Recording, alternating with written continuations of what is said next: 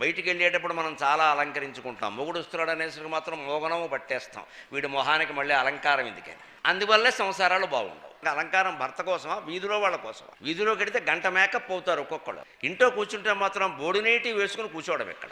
ఉదయం 9 అయినా సరే, మధ్యాహ్నం 2 అయినా సరే. ఇంట్లో ఉండేసరికి ఎందుకమ్మా వేషం పట్ల అశ్రద్ధ? మగవాళ్ళకైనా సరే, ఆడవాళ్ళకైనా సరే. మగాడైనా సరే ఇంట్లో ఉంటే శుభ్రంగా తెల్లటి పంచి ఎర్రంచు కట్టి శుభ్రంగా జబ్బలేని బనీని వేసేసి కింగ్ అన్నట్టుగా ఉండాలి కుర్చీలో కూర్చుని.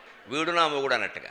ఏదో పేడమొహం వేసుకుని 10 రోజులు బట్టి వేసిన అదే బనీని మళ్ళీ మళ్ళీ వేసి సివికిపోయి చీకిపోయి వాసన కొట్టుకుంటూ ఒక గళ్ళలుంగి ఒకటి తొడిగి అది మళ్ళీ గుండ్రంగా కుట్టేసి మధ్యలో పైనుంచి కిందికి కింది నుంచి పైకి అదే తొడిగేసి ఇలా ఉంటే ఆడాళ్ళకి ఆకర్షణ ఏముంటుందండి? చూసుకో మొహం చూడు ఆమదం మొహం వాడంట. ఏమైనా ఉంటే కదా ఆకర్షణ. అసలు ఇంట్లోనే దాంపత్య బంధం బాగుండాలి అంటే ఎంతసేపు పురుషుడు భార్యను ఆకర్షించే విధంగా, స్త్రీ పురుషుణ్ణి ఆకర్షించే విధంగా ఉండాలి. ఆకర్షణ లేకపోతే బంధం ఎలా ఉంటుందండి?